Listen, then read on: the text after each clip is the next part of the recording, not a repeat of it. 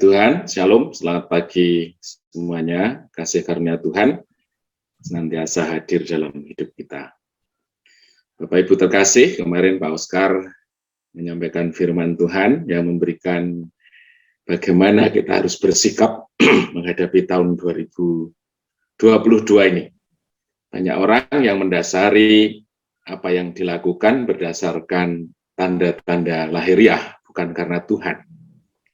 Nah, di hari ini kita akan membahas mengenai bertindak dengan iman, bagaimana sesungguhnya umat Tuhan diharapkan atau dia diminta bertindak bukan pada sesuatu yang didasari dari apa yang dilihat. Di Ibrani 11 ayat 7, Ibrani 11 ayat 7, firman Tuhan berkata demikian. Karena iman, maka Nuh dengan petunjuk Allah tentang sesuatu yang belum kelihatan, dengan taat mempersiapkan bahtera untuk menyelamatkan keluarganya. Dan karena iman itu ia menghukum dunia, dan ia ditentukan untuk menerima kebenaran sesuai dengan imannya. Ya. Nah, barangkali kalau kita membaca firman ini, kita tidak lengkap memaknai situasi yang saat itu terjadi, kenapa tindakan iman Nuh untuk membuat bahtera itu merupakan satu tindakan iman yang luar biasa. Nah, kita coba akan memperlengkapi pertimbangan, pemahaman kita, bagaimana firman Tuhan mengatakan hal ini. Nah, kalau kita melihat gambaran situasinya Nuh, pada saat itu kita bisa melihat di Matius 24, ayat 38 sampai 39. Firman Tuhan berkata demikian.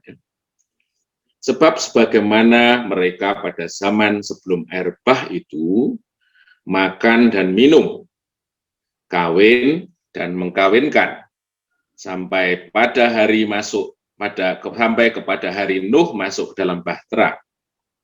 Dan mereka tidak tahu akan sesuatu sebelum air bah itu datang dan melenyapkan mereka semuanya. Jadi kalau di Matius 24, di sini digambarkan bahwa situasinya itu sangat normal. Ya. Orang makan dan minum, orang disibukkan dengan urusan-urusan keseharian, orang membicarakan mengenai pengembangan bisnis, dunia pekerjaannya, orang kawin mengkawinkan, melakukan rencana hidupnya, seolah-olah itu sesuatu yang sangat normal, biasa terjadi dalam aktivitas kehidupan. Ya.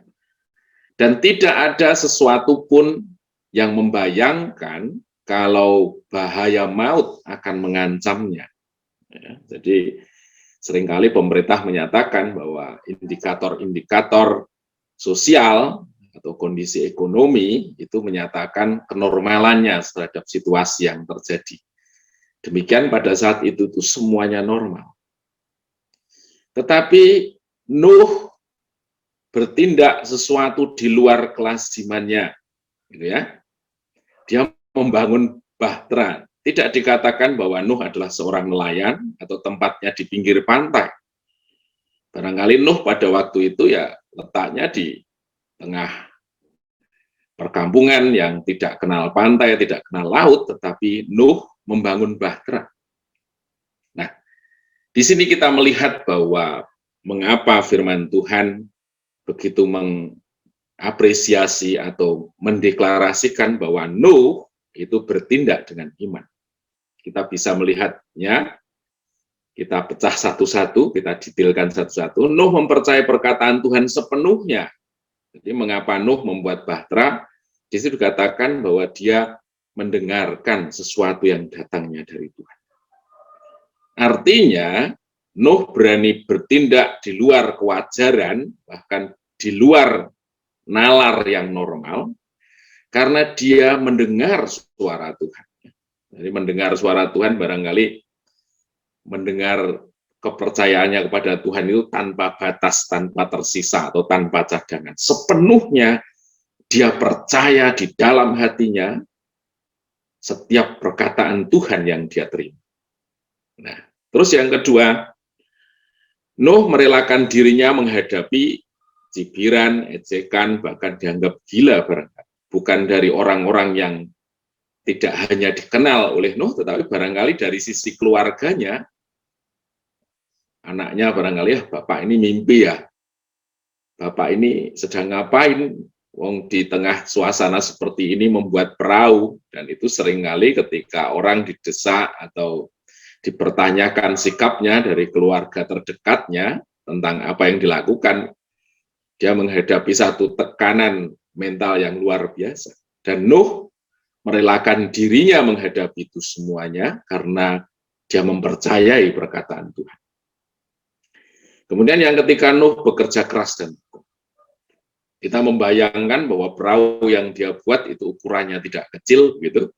Kalau kita di National Geographic, kemudian muatan-muatan yang dimasukkan ke dalamnya, ukurannya itu cukup besar, barangkali sekitar 100 meteran begitu. Artinya banyak perkakas, banyak material dari kayu yang dia kumpulkan, dia bawa, dia olah, dia tukangi, sampai menjadi perahu itu. Artinya barangkali segala kekuatannya, segala kemampuannya, bahkan harta bendanya, waktunya, dihabiskan untuk membangun sesuatu di mana banyak orang tidak mempercayainya. Kemudian yang keempat, tindakan iman Nuh teruji dengan waktu. Dibutuhkan waktu 100 tahun dia bekerja keras sampai membuktikan bahwa ternyata perahu yang dia bangun itu berguna untuk menyelamatkan diri dan keluarga. Nah, jadi sesungguhnya dengan alasan yang luar biasa, mengapa firman Tuhan begitu menuliskan bahwa Nuh adalah contoh seorang yang bertindak dengan iman yang luar biasa. Nah, apakah kondisi zaman Nuh itu juga berlaku pada kondisi kita saat ini? Ya, di Matius 24 ayat 39 di situ dikatakan, demikian pula lah halnya kelak pada kedatangan Anak Manusia. Jadi sesungguhnya, saudaraku, firman Tuhan sudah mengatakan bahwa Anak Manusia akan datang seperti pencuri. Datangnya dengan tiba-tiba pada saat orang tidak menyangka kapan dia tiba. Tetapi sesungguhnya firman Tuhan sudah berkata tentang kepastian yang ada. Jadi artinya firman ini memberikan satu deklarasi, barang siapa yang merasakan bahwa kondisi saat ini adalah kondisi yang normal, baik-baik saja, sehingga kita bisa bersibuk ria, hanya membahas mengenai ukuran-ukuran lahiriah, persoalan-persoalan dalam kehidupan keseharian kita, melakukan ritual kehidupan seperti orang lain, kemudian kita juga memusingkan diri kita dengan urusan-urusan penghidupan untuk mengejar kemapanan, kepuasan, harga diri, dan lain sebagainya. Sesungguhnya firman Tuhan di pagi hari ini sedang mengajarkan kita, hati-hatilah. Bahwa seperti pada masa Nuh, banyak orang yang tidak pernah merasakan adanya bahaya besar. Di balik itu semuanya, itu membuat orang lupa diri, tidak berjaga-jaga, tidak waspada. Tetapi bagi kita semuanya, kita tetap mempertaruhkan hidup kita pada firman Tuhan, sehingga firman Tuhan memberikan satu teladan bahwa kita harus bertindak dengan iman, mengalokasikan sebagian besar kita, potensi kita, untuk menjelang hari Tuhan, karena firman Tuhan sudah mengatakannya. Firman Tuhan di pagi hari ini biarkan mendorong kita untuk kita semakin melihat bahwa janji-janji Tuhan pasti terjadi. Orang yang bertindak dengan iman pasti ada konsekuensinya. Tetapi yang jelas firman-Nya tidak berubah. Dia pasti datang dan kita harus bekerja dengan tekun, dengan sepenuh hati untuk menyongsong kedatangan hari Tuhan. Terpujilah nama Tuhan, mari kita siapkan hati kita untuk berdoa.